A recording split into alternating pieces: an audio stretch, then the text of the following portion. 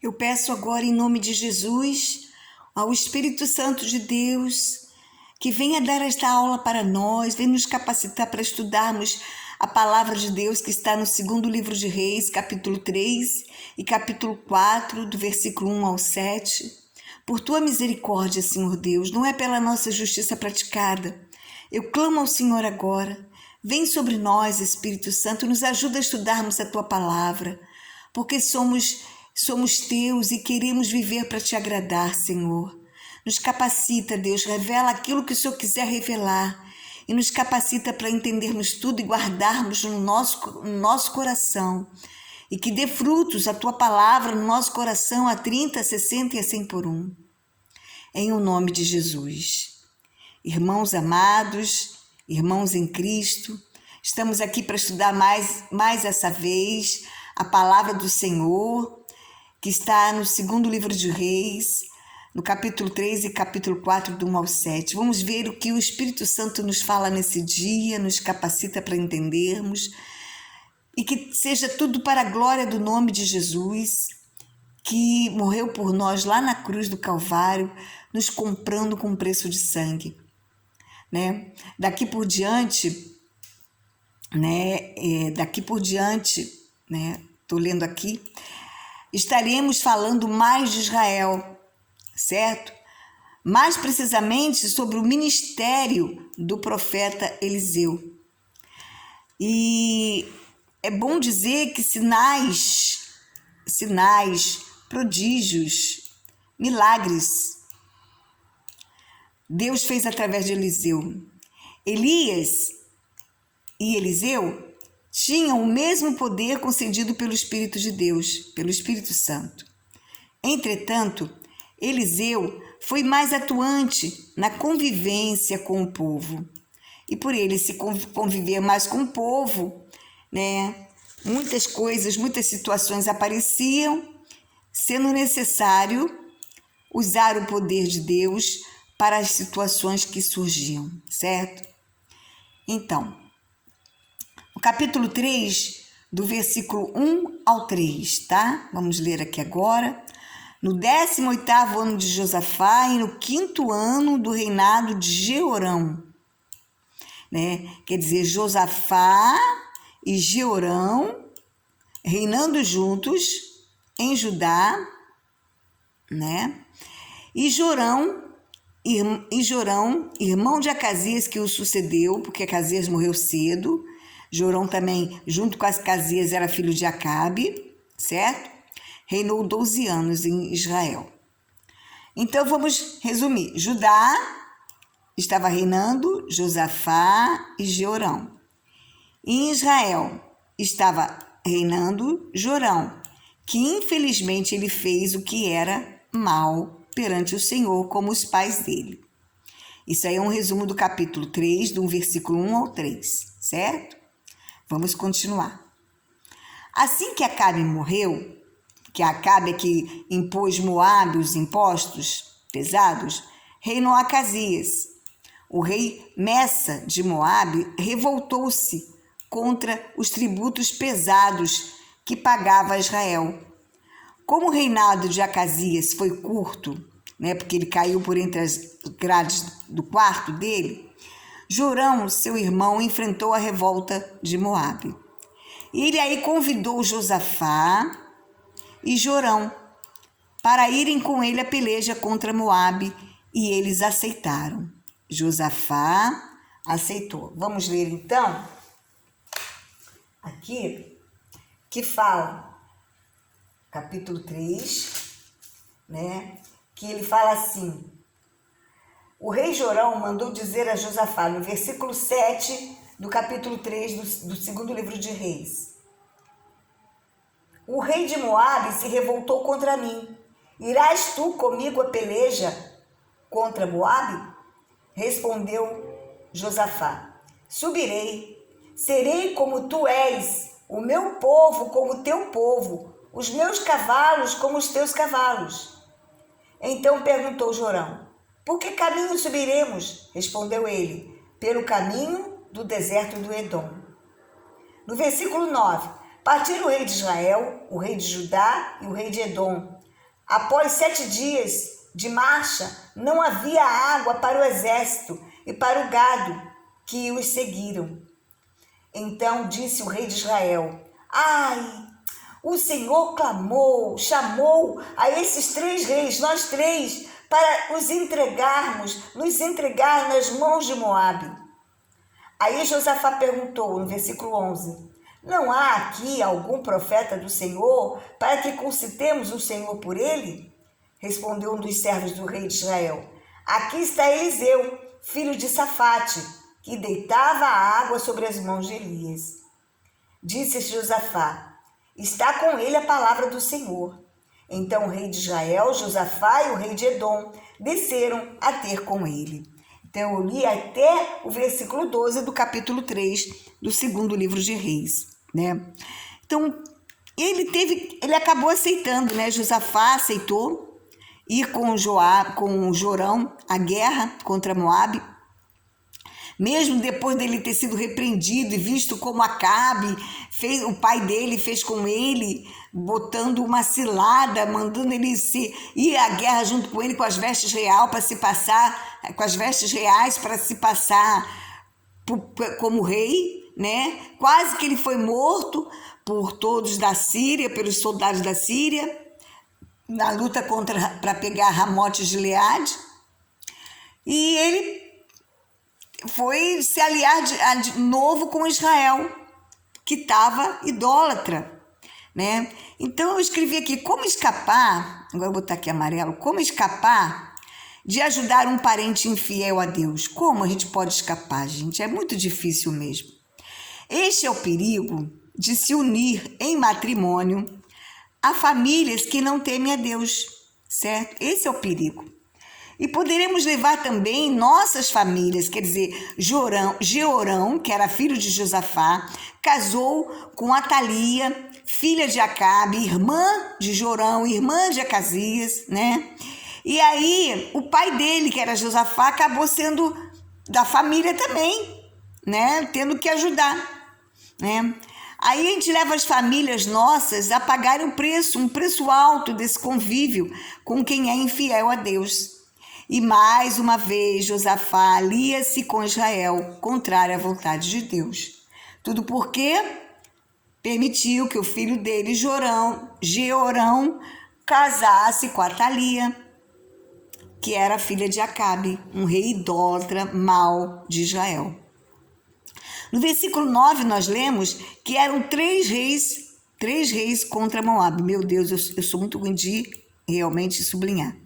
3 reis contra Moabe, o rei de Judá, o rei de Israel e o rei de Edom. Mas, ao cabo de 7 dias de marcha, acabou a água que levaram. Nós já lemos isso. O rei de Israel, que era Jorão, aliás, eu sempre confundo, o rei de Israel é Jorão, se desesperou, porque achou que o Senhor os tinha reunido ali para os entregar nas mãos de Moabe. Mas Josafá, igual nós lemos, deu a ideia de procurar algum profeta do Senhor por ali.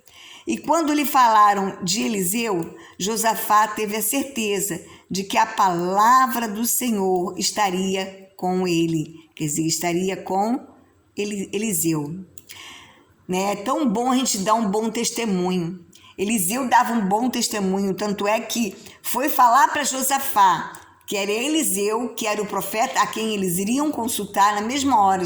Ele falou, está com ele a palavra do Senhor.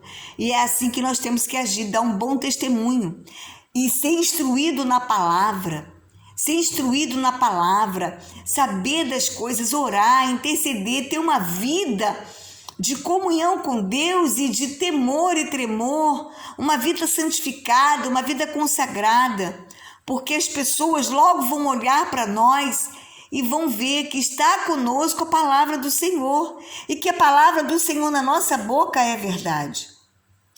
Né? Josafá tinha certeza disso, que a palavra do Senhor na boca de Eliseu era verdade. Então Eliseu, ao ver Jorão de Israel, ele lhe disse que ele fosse procurar os profetas dos seus pais. Vamos ver isso. No versículo 13, em diante, do capítulo 3 do segundo livro de Reis. Mas Eliseu disse ao rei de Israel: que tenho eu contigo? Vai aos profetas de teu pai, aos profetas da tua mãe. Porém, o rei de Israel, que era Jorão, falou: não, porque o Senhor é quem chamou esses 3 reis para os entregar nas mãos de Moabe. Quer dizer, ele já estava desesperado, Jorão, né? Por quê? Por isso é que é ruim desagradar a Deus, ser um idólatra, procurar outros deuses. Porque quando vêm as dificuldades, a gente fica sem fé. E a gente se desespera, achando que ali será o nosso fim, né? Já Josafá já falou: ó, vamos procurar um profeta. Por quê? Josafá tinha comunhão com Deus, embora ele estivesse ali errado em estar ajudando a Israel, né, que era idólatra, Jorão, mas ele tinha comunhão com Deus, ele fazia aquilo que agradava a Deus, certo? Aí disse Eliseu: tão certo como vive o Senhor dos exércitos, em cuja presença estou, se eu não respeitasse a presença de Josafá, rei de Judá, não te daria atenção, nem te contemplaria. Ora, pois, trazei-me o tangedor. Quando o tangedor tocava, veio o poder de Deus sobre Eliseu. Gente, coisa maravilhosa é essa, certo? Eliseu, tanto Josafá deu testemunho de Eliseu, como Eliseu também deu testemunho de Josafá, que ele falou que por causa de Josafá, ele daria atenção e pediria ajuda ao Senhor, né? Por causa de Josafá, ele falou: se eu não respeitasse a presença de... Então, a presença de quem está, a presença da pessoa que está na presença de Deus, quando a pessoa chega em algum lugar, ela impõe respeito. Porque a presença de Deus está em nós. Se a gente dá um bom testemunho, se a gente segue ao Senhor e busca Ele, o Espírito Santo é cheio nos enche de unção. E a gente, aonde nós formos, nós somos luz. E a gente impõe respeito, a gente é o sal da terra. A gente vai salgar aquele lugar, vai dar sabor àquele lugar, àquela pessoa. Eliseu pediu um tangedor de harpa, porque ele sabia que para entrar na presença de Deus, ele precisava louvar, agradar ao Senhor, né? Então, enquanto o tangedor tocava, veio o poder de Deus sobre Eliseu.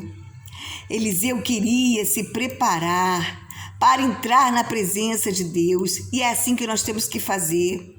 Ele nos ensinou com isso, Eliseu nos ensinou, né, que a presença de Deus deve ser invocada com louvor, gratidão, adoração, de verdade, viu, gente? Não é da boca para fora, não. De coração contrito e coração humilde, viu, gente? Vou apagar isso aqui de cima, que ficou bem em cima do humilde. Viu? A presença de Deus tem que ser invocada desta forma, com louvor, reverência, eu esqueci de escrever aqui, reverência, adoração, tem que ter adoração ao nosso Deus, tem que ser de toda a alma, de todo o coração, e um coração bem contrito. Amém, gente? Eliseu sabia das coisas. Agora vamos ver o capítulo 3, capítulo 3, do versículo 16 ao 20. Vamos ler. Este disse: assim diz o Senhor, fazei neste vale covas e covas, porque assim diz o Senhor, não sentireis vento, nem vereis chuva, todavia... Ai, Jesus. Ai, meu Pai querido, meu Deus bendito. Ai, desculpa, gente.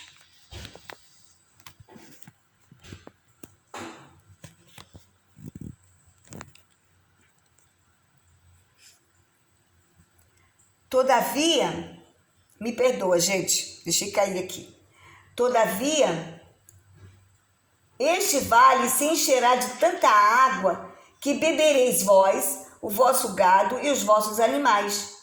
Isto ainda é pouco aos olhos do Senhor, de maneira que também entregará Moabe nas vossas mãos. Ferireis todas as cidades fortificadas. Viu? Pela manhã, agora no versículo 20, pela manhã, ao apresentar-se a oferta de manjares, eis que vinham águas, as águas pelo caminho de Edom, e a terra se encheu de água. Que coisa linda! Vamos ficar imaginando um deserto, né, sem água, árido. Aí, depois que eles ofertaram, né, a oferta de manjares pela manhã, aí veio lá, descendo a água, borbulhando das covas, lá de dentro das covas, subindo das covas, águas e águas e mais águas e mais águas e mais águas, e encheu aquele lugar de água.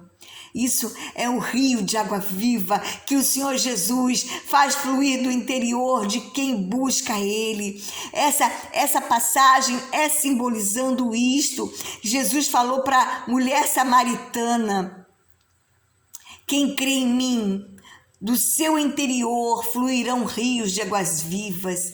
É assim, aonde estiver desértico na sua vida, na sua alma, aonde estiver seco, árido, desanimado, se você buscar o Senhor Jesus de toda a tua alma, de todo entendimento, a sua alma vai encher de águas, desse rio de águas vivas, vai se encher de alegria, de águas que dá vontade de dançar, de pular, de louvar o Senhor. É um novo ânimo, é a paz que excede a todo entendimento. É assim que brota as águas do nosso interior, começa a borbulhar lá de dentro e sobe para todo o nosso exterior, do nosso corpo, da nossa mente, dos nossos olhos, dos nossos ouvidos, das nossas mãos, dos nossos pés, e nos hidrata por inteiro. Essas águas que correm do trono, esse rio de águas vivas que brota do interior, lá do trono do nosso coração, onde habita o Espírito Santo de Cristo. É assim que o Senhor quer. E daí, né, vem as bênçãos fluem sem você fazer muito esforço. Em Deuteronômio 28 fala que as bênçãos nos alcançarão. A gente não precisa correr atrás das bênçãos, as bênçãos nos alcançam. Isso é maravilhoso demais. Foi assim, né, que Paulo e Silas louvaram ao Senhor e as cadeias caíram, houve aquele terremoto e eles foram soltos daquela prisão, daquele calabouço. É assim que Jesus ensinou no Pai Nosso, gente, no Pai Nosso.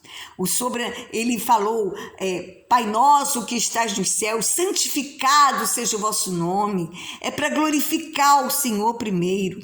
Depois aí vocês vão ler no versículo diante, do 24, 21 ao 27, a derrota de Moabe, como é que foi.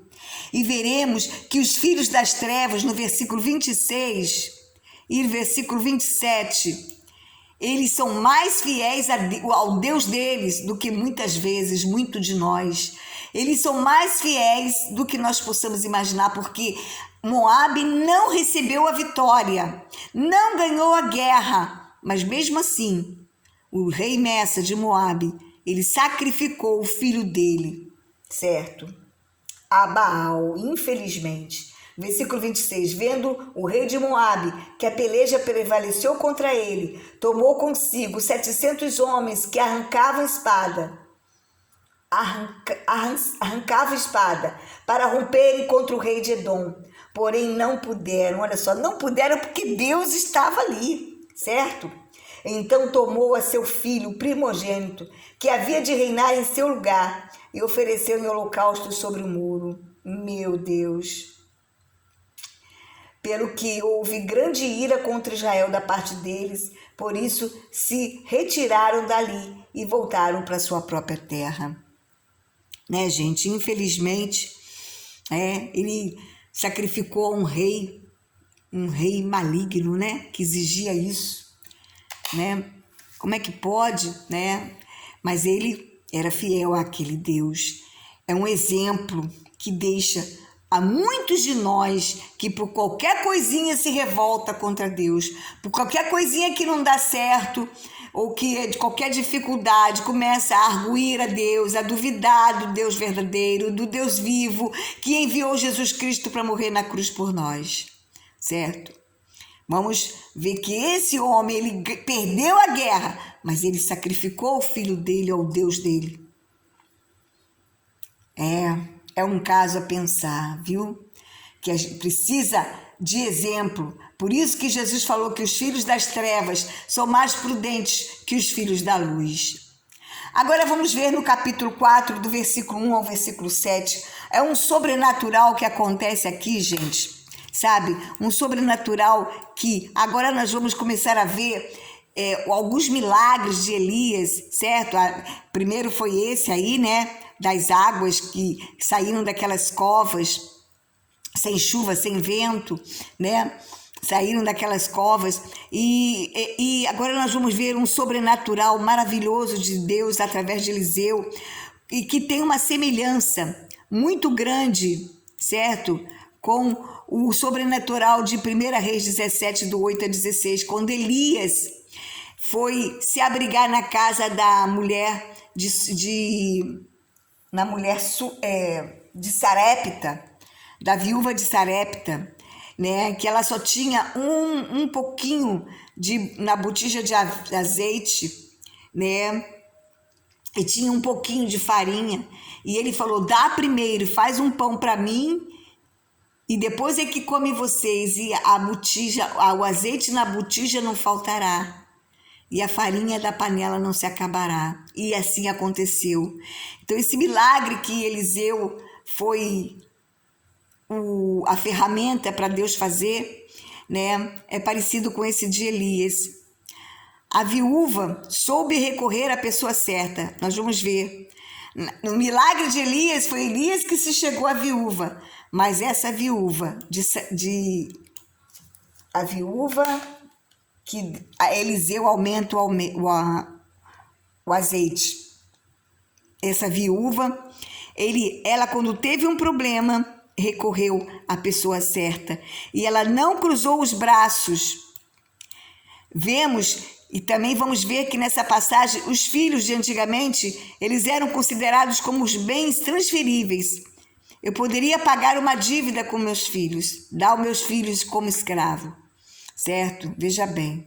Então a viúva, ela soube recorrer à pessoa certa para que os filhos dela não fossem como transferidos para o credor como escravos. Então veremos. Certa mulher, das mulheres dos discípulos dos profetas, e deve ser da escola, né, lá de profetas, clamou a Eliseu, dizendo, meu marido, teu servo, morreu, e tu sabes que ele temia ao Senhor. É chegado o credor para levar os meus 2 filhos, para lhe serem escravos. Quer dizer, ela foi lá pedir à pessoa certa uma solução. Ela queria saber o que ela poderia fazer, ela não cruzou os braços dela, não ficou lamentando e chorando, e nem cedeu os filhos dela, né? Aí vamos ver o versículo 2. Eliseu lhe perguntou, que te hei de fazer? Dize-me, o que é que tens em casa? Ela respondeu, tua serva não tem nada em casa, senão uma botija de azeite. Certo? Então, era a única ferramenta, era o único bem que ela possuía, uma botija de azeite, uma pequena botija de azeite.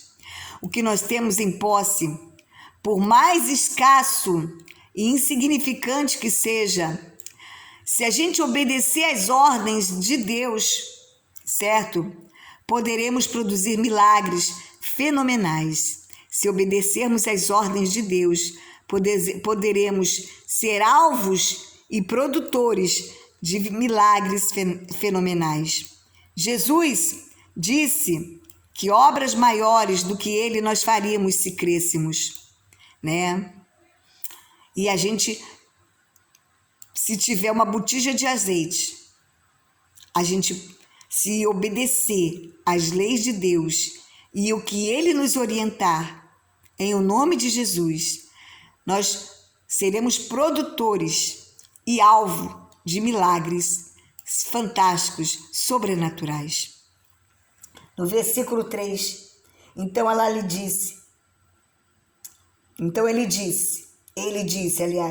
Eliseu disse à viúva: vai, pede emprestadas vasilhas a todos os teus vizinhos, vasilhas vazias, não poucas. Então, primeiro, ele pediu que ela fosse pedir emprestadas vasilhas, porque ele sabia que ela devia estar com poucas vasilhas, né? Ainda mais que pobre e tudo. Então ele disse: olha, pega muitas vasilhas, não poucas. Então ela pediu emprestadas. Podemos nos servir de ferramentas que temos, estratégias para produzir esses milagres. O que temos, se a gente não tem, a gente pode pedir a alguém para nos emprestar. Por isso é tão bom que tenhamos um ótimo testemunho cristão para com a nossa vizinhança. Por isso é tão bom a gente dar atenção às pessoas ao nosso derredor, a ser solícito, a procurar sempre ajudar as pessoas, a ter um bom relacionamento, a dar um bom testemunho cristão, porque a gente pode precisar de vasilhas emprestadas para produzir um milagre em nossa vida. E ele falou, não poucas.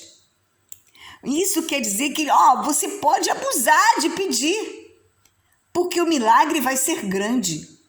Então nós não podemos limitar o milagre do Senhor. Ele pode ser esse milagre pode ser cada vez maior e melhor. Porque Jesus disse que ele faz, o apóstolo Paulo é que disse isso, que Jesus faz muito mais do que nós pedimos ou pensamos, infinitamente mais. E nós devemos ser como essas vasilhas, bem vazias. Eliseu pediu para que ela pedisse vasilhas vazias. Precisamos também ser assim, como essas vasilhas, bem vazias de nós mesmos. Bem vazias de nós mesmos, do nosso eu, do nosso ego, para que o azeite do Espírito Santo seja derramado e nos inunde. Para que a unção do Espírito nos encha do azeite do Espírito Santo. Nos encha, né? Tinha antigamente um corinho que falava assim: desemboca o vaso, Jesus, enche de azeite, enche de azeite, enche de azeite, né? Não era assim? Desemboca o vaso, Jesus, enche de azeite. Mas para encher de azeite, precisamos estar vazios de nós mesmos, vazios do nosso eu, do nosso egocentrismo, dos nossos achismos, e precisamos viver mais a palavra de Deus. No versículo 4 e no versículo 5, fala assim, então, aí Eliseu fala para ela, então entra e fecha a porta sobre ti e sobre os teus filhos, e deita o teu azeite em todas aquelas vasilhas, põe à parte o que estiver cheia. Partiu, pois, ela foi para casa e fechou a porta sobre si e sobre seus filhos. Estes lhe chegavam as vasilhas e ela as enchia. Imagina, gente, cada vasilha que chegava, ela enchia mais e não acabava o azeite. E chegava mais vasilha, ela vem mais uma, vinha outro filho com os 2 filhos, eles se revezavam, cada hora era um que trazia uma vasilha. E ia botando lá no lugar. Aí, cada vez mais, enchia mais de azeite e não acabava o azeite da botija. Mas quando acabou a última panela, o azeite parou. Aí ela respondeu, chega aqui mais uma vasilha, porque ainda tinha mais azeite para dar. Mas o filho respondeu, não há mais vasilha. E o azeite parou. Oh, Jesus! Precisamos continuar vazios, porque o Senhor tem muito mais para nos encher. O Espírito Santo, né? Jesus falou, enchei-vos do Espírito. É para encher, porque Deus não nos dá o Espírito por medida, é para nos encher cada vez mais. Deixe-se. Ai, Jesus, de novo. Meu Pai, me perdoa, Jesus. Me perdoa, gente. Me perdoa. Ai, meu Pai. Encha-se. Sempre. Deixe-se sempre bem vazios. E se encha do Espírito sempre, porque há sempre mais lugar. Há sempre mais lugar para o Espírito Santo dentro de nós. Há sempre mais uma panela para encher. Há sempre mais um lugarzinho, uma panelinha dentro de nós para encher do Espírito. É uma área da nossa vida. Essas panelas também podem ser subtendidas, simbolizando áreas da nossa vida, né? Na área do matrimônio, na área com nossos filhos, na área profissional, na área financeira, na área da saúde, na área do nosso ministério, de pregar para o Evangelho, pregar o Evangelho em várias áreas da nossa vida, na nossa esfera, com os nossos vizinhos, com os nossos parentes, e transbordando. E o azeite não para. Enquanto houver áreas na nossa vida bem vazias de nós mesmos, bem sem a gente botar nossa mãozinha lá para dar nosso jeitinho brasileiro, a força do nosso braço, o Senhor vai encher cada vez mais a gente de azeite. Cada vez mais vai encher aquela área com o poder, com a força que vem de Deus, com o que é do Espírito, né? Aí, no versículo 7, diz assim: então foi ela e fez saber ao homem de Deus, e ele disse: vai, vende o azeite e paga a sua dívida, e tu e teus filhos vivei do resto, né? Precisamos ser, em toda e qualquer situação, vazios. Ai, Jesus, desculpa. Vazios do nosso eu, certo?